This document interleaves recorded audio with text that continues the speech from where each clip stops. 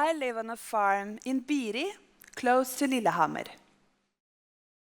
2.5 years ago, I suddenly got an email from Hollywood. Hello, Sissel. I'm writing from film composer Christoph Beck's studio in Los Angeles, California.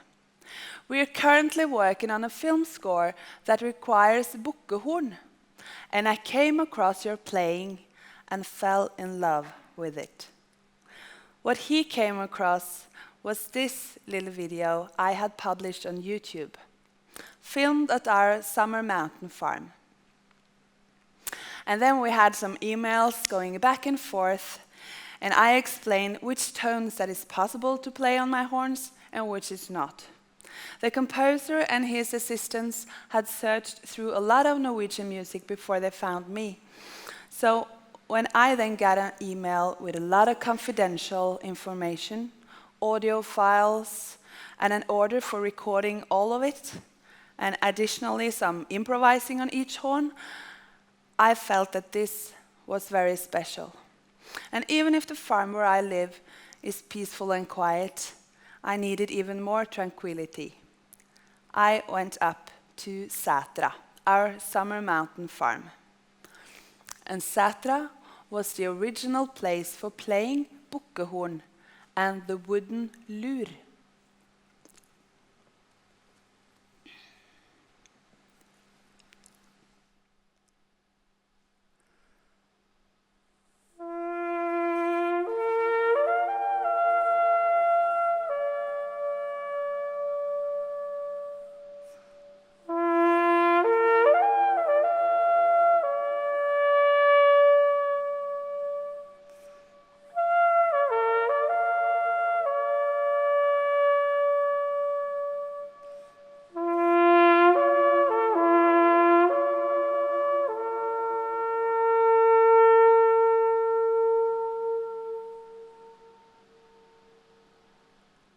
And Sætra is where the farmers take their animals in the summertime, so they get enough to eat on the pasture. And Budeia, the milkmaid, she takes care of the cows, and the goats she milks, make butter and cheese. And I was up there playing for many hours and recording some of it and sent it back to Los Angeles. At some point, the film composer mentioned the name of the film, Frozen. And I had to Google it, and then I realized that we were talking about the big Disney movie of the year. Then everything speeded up. They asked me to book the best studio in Norway. Disney's sound engineer came over to Oslo to record with me, and Frozen is a 2-time Academy Award-winning film. To date, it's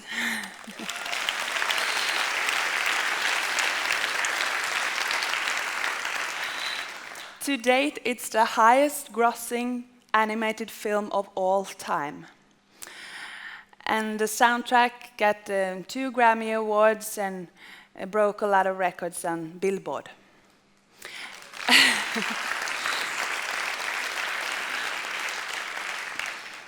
And here is one of the cues where I play. I play the fanfare that leads up to the award-winning song, Let It Go. She's my sister. She would never hurt me.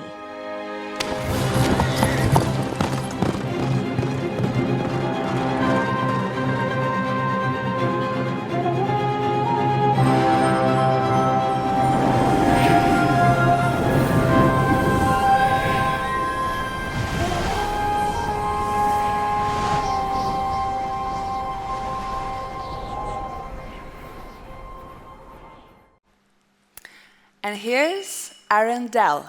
Arendal.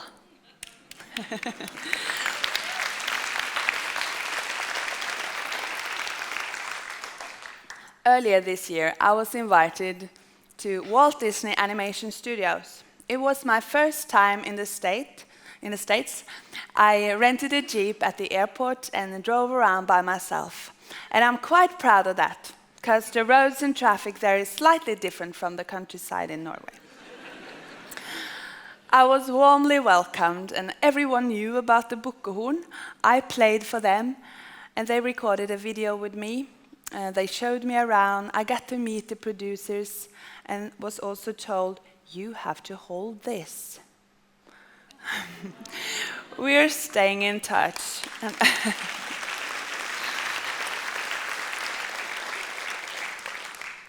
We are staying in touch, and I feel that the idea of this fairy tale of the most famous animation studio in the world finding a woman living on a farm at the Norwegian countryside, playing the goathorn, and ending up in their biggest success ever, that's kind of magic. To quote Walt Disney himself, it's kind of fun to do the impossible.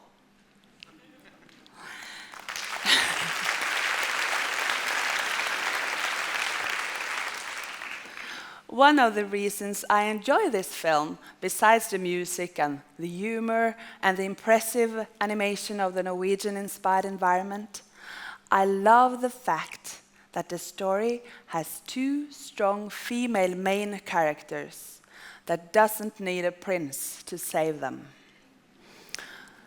And Budeya is exactly a strong woman. Her instruments is bukkehorn and lur.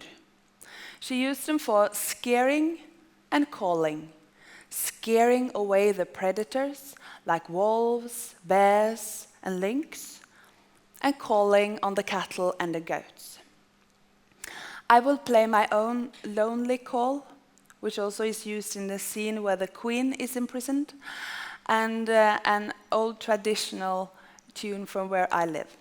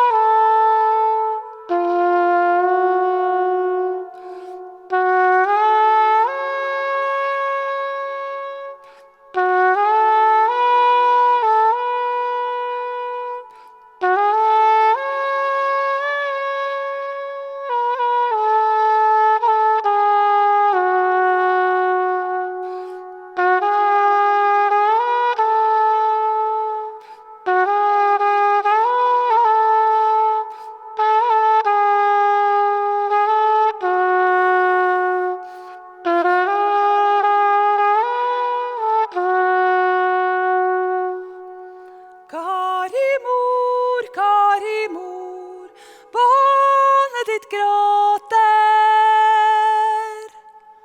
Å ja, jeg hører det, jeg har forfølge, jeg går på vøller og håkår.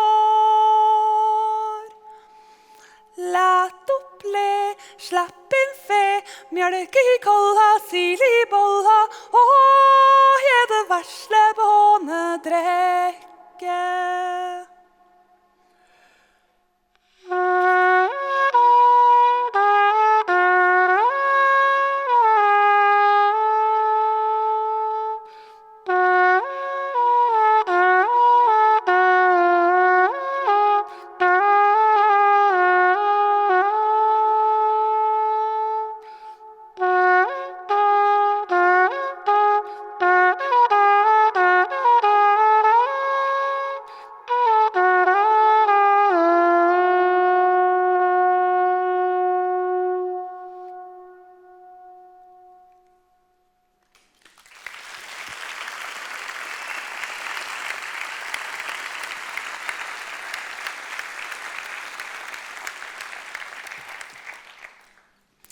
I have studied the French horn and have a master's degree in music performing from the Norwegian Academy of Music.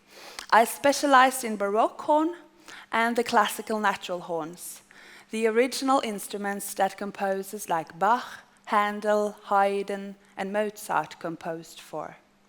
But I have also always played any kinds of music, whether it's jazz, classical, pop, rock, traditional, I don't mind. I love music, and I don't want to limit myself. I'd rather explore, because it's so much lovely music out there.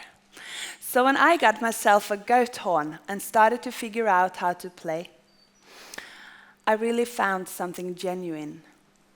My experience is that small children and elderly people, grown-ups and youth, get moved by the sound. Maybe it's the natural sound that communicates directly to us. It's only a dozen of people that plays bukkehorn.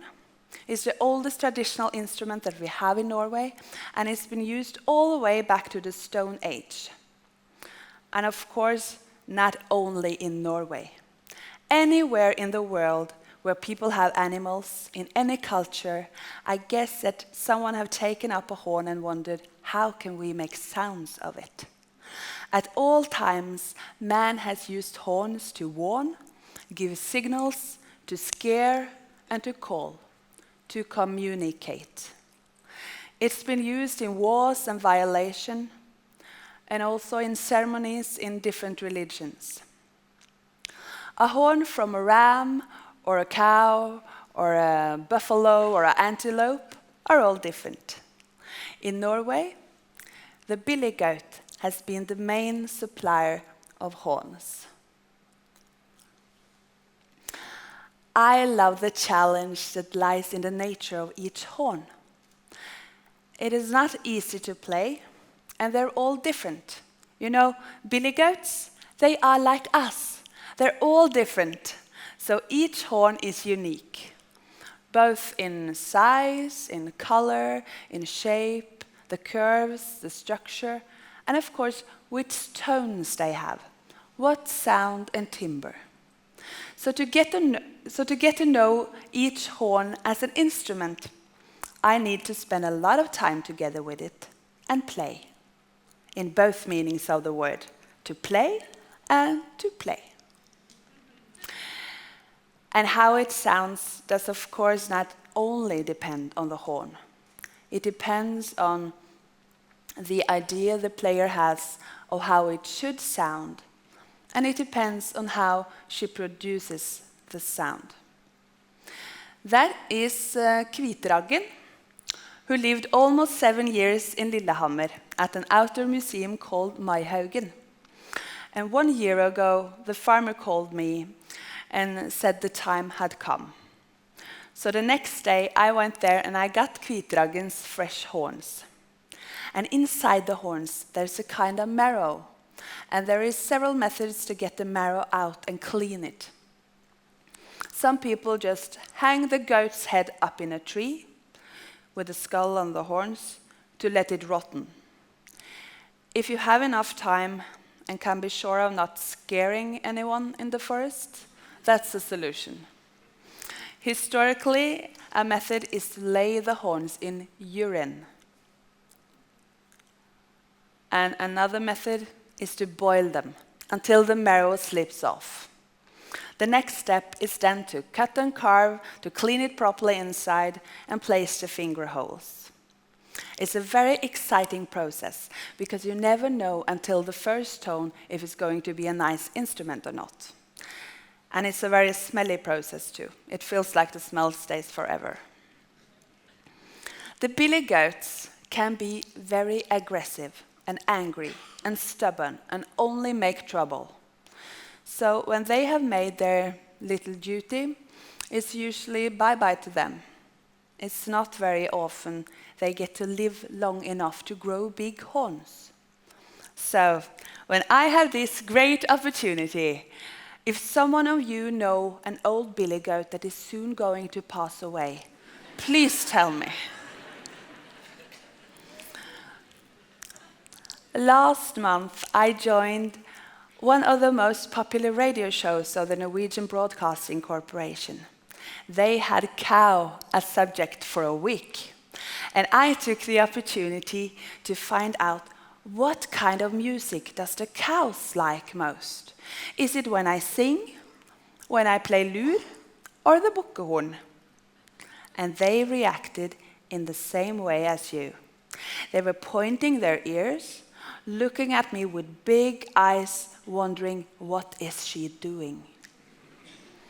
But something very strange happened when I played on this horn. This is Kviteragen's horn, and the program was recorded where he used to live. Then all the cows came around me in a very close circle. They were completely silent, looking at me with big eyes and listening very close. It was almost like they understood that this is a message from our old friend.